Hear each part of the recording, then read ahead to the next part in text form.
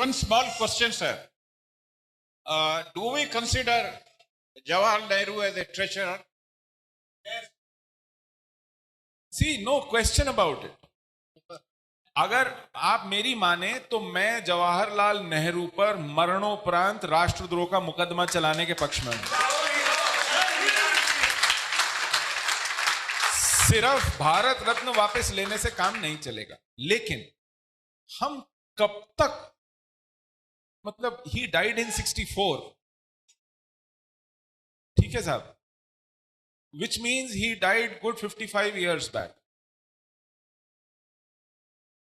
अब उसकी फोटो को जूते मारिए, उसको गाली बकिए, लेकिन उसने जो किया है उसको रिवर्स करना ज्यादा जरूरी है ना, वो कीजिए। सिर्फ उसको कोसने से काम नहीं होने वाला है। पहले जो काम करना है वो कीजिए, वो भी कर लेंगे बाद में।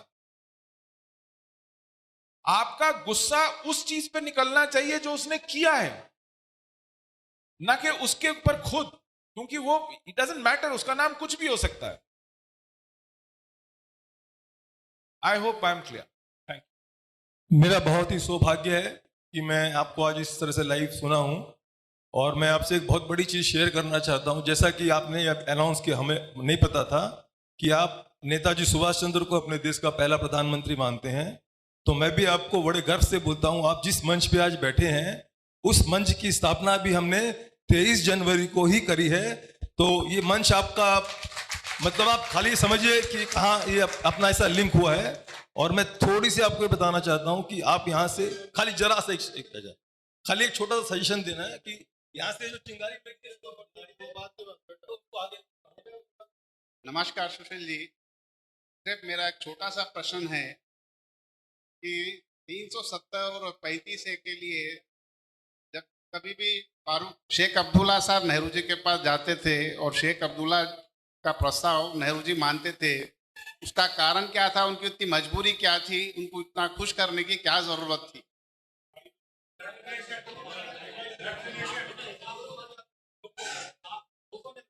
देखिए, ये बहुत अच्छा प्रश्न है। इसके विषय में नेहरू जी ने कभी लिख करके कुछ नहीं दिया। उनको लिखने पढ़ने का शौक था, किताबें लिखते थे, पत्र लिखते थे, लेकिन कभी उन्होंने ये नहीं बताया कि ये जघन्य काम उन्होंने क्यों किया। लेकिन इस पर मेरा एक छोटा सा आकलन है और मैं वो आपसे शेयर करता हूं। ये कोई और गलत भी हो सकता है, लेकिन ये ऐसा मेरा मानना है। देखिए, जैसा कि मैंने कहा, 40 के दशक में इस देश में जो चल रहा था वो थी पाकिस्तान मूवमेंट।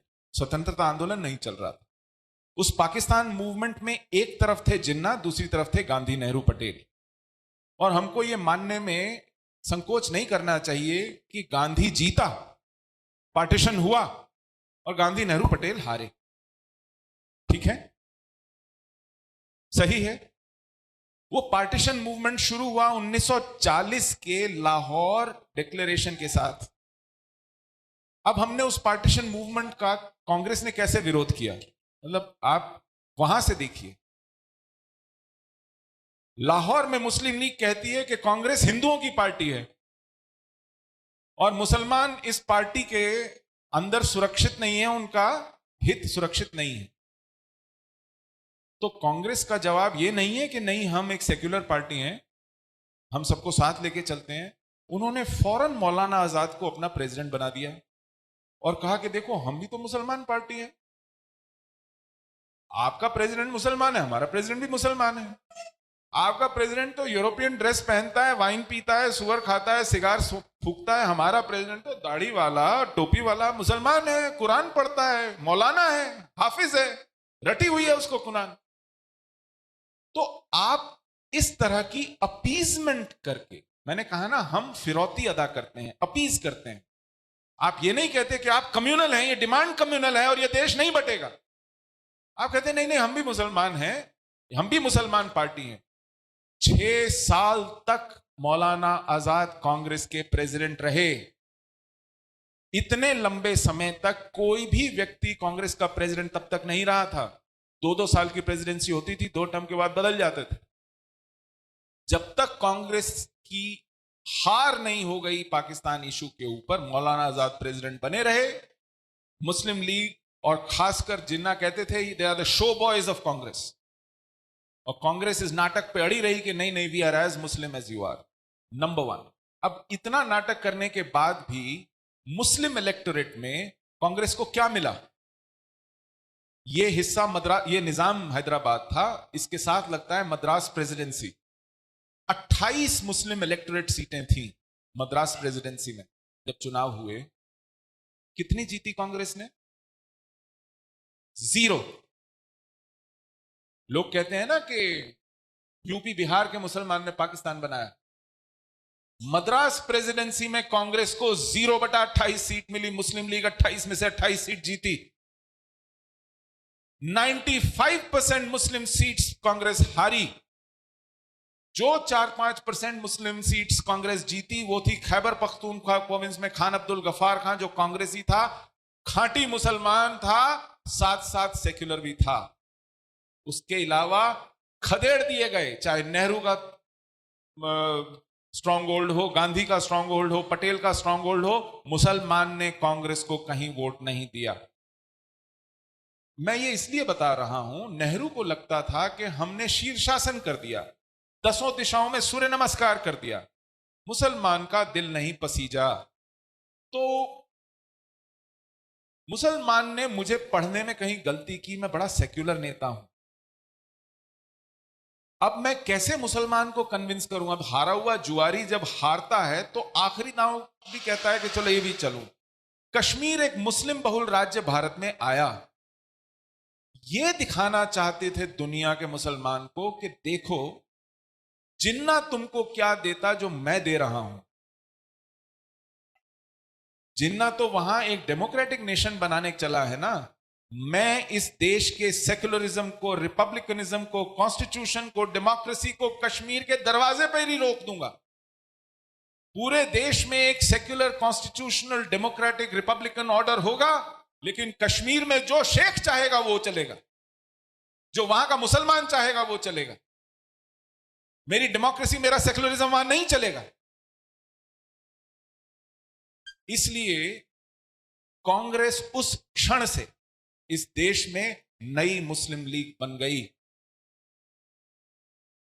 उस क्षण आपको अगर सरदार पटेल का कलकत्ते में दिया हुआ भाषण, आजकल उसके वीडियो कहीं कहीं मिल जाते हैं, वो पूछते हैं भैया ओवरनाइट आपका मन कैसे बदल गया? कल तक तो आप सब पाकिस्तान मांग रहे थे, आज कह रहे हैं कि हम इस देश के वफादार हैं। वो सब कांग्रेस को वोट देने लगे जिन्होंने कांग्रेस को रिजेक्ट किया था, क्योंकि कांग्रेस की नीति ये रही कि अगर मुसलमान हमसे नाराज है तो हमने उसका दिल जीतना है। आर्टिकल 25 से आर्टिकल 30 तक हमारे कॉन्स्टिट्यूशन में ऐसी प्रिविलेजेस हैं जो हिंदू मेजॉरिटी को अवेलेबल नहीं है। आप अपने स्कूल में अपने स्क्रिप्चर्स, अपने शास्त्र नहीं पढ़ा सकते। आप अपने इंस्टीट्यूशंस खोलकर वहां अपना सिलेबस नहीं लगा सकते। स्टेट इंटरवीन करता है। ऐसा हुआ, रामकृष्ण मिशन स्कूल चलाता था, कम्युनिस्ट गवर्नमेंट बंगाल की, उसने कहा हम टेक ओवर करेंगे, आप इसमें क्या क्या पढ़ाते हैं, आप अध्यात्म पढ़ाते हैं, क्या पढ़ाते हैं? तो रामकृष्ण मिशन को चैलेंज करने के लिए सुप्रीम कोर्ट तक जाना पड़ा। सुप्रीम कोर्ट ने कहा आपको अधिकार नहीं है, ये सिर्फ माइनॉरिटीज को अधिकार है। तो रामकृष्ण मिशन ने एफिडेविट दिया, हम हिंदू नहीं हैं, हम माइनॉरिटीज हैं। ये विकृतियां आई हैं इस तरह के कानूनों के कारण कि रामकृष्ण मिशन जैसे सिस्टम को कहना पड़ता है कि हम हिंदू नहीं हैं, जिनके मंक्स भगवा पहनते हैं। तो नेहरू ने ऐसा क्यों किया? ये सेक्युलरिज्म की उनकी विकृत सोच के कारण था और उसके तहत कंसेशन, अपीजमेंट की पॉलिसी के कारण था। लेकिन एक चीज मैं कहना चाहूंगा, 1954 में, 53 में ही, अगस्त 1953, जब गुप्तचर एजेंसी से यह भनक मिली कि शेख अब्दुल्ला अमेरिकन और ब्रिटिश इंटरेस्ट के साथ मिलकर कश्मीर में अपनी आजादी की घोषणा करने वाले हैं, तो इसी नेहरू ने उनको नजरबंद किया, चीफ मिनिस्टरशिप से हटाया और 20 साल तक कश्मीर में घुसने नहीं दिया।